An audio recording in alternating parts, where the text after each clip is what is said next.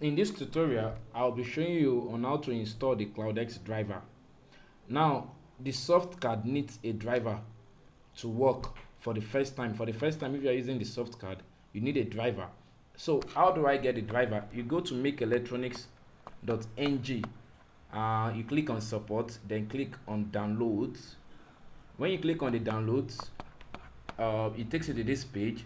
Download CloudX driver. It's in zip form, so you can extract it. When you extract it, you have the driver folder. So now, the question now is, why do we need this driver? If you go to device manager on your computer, you will see that some devices are not installed, as my soft card is not installed on my computer. So it's not installed on my computer, and it won't be able to work if not installed.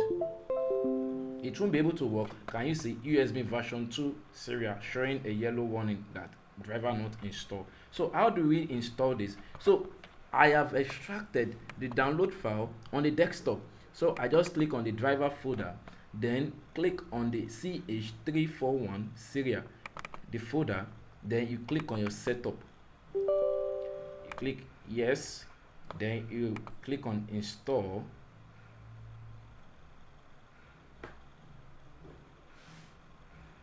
So it's currently installing. Now driver install successful. Now you click on OK, then cancel, close the page. Now going back to our device manager, you can see it has generated an auto COM port, which is USB to serial. CH340 is a chip that is being used on our CloudX Softcard. So, and the COM port that was generated, so it auto generate a COM port for our soft card. So thank you for watching this video. Now we have fully drived our CloudX soft card. So we can now see in the next video, I'll be showing you on how to now check for the CloudX microcontroller. Thank you for watching our video.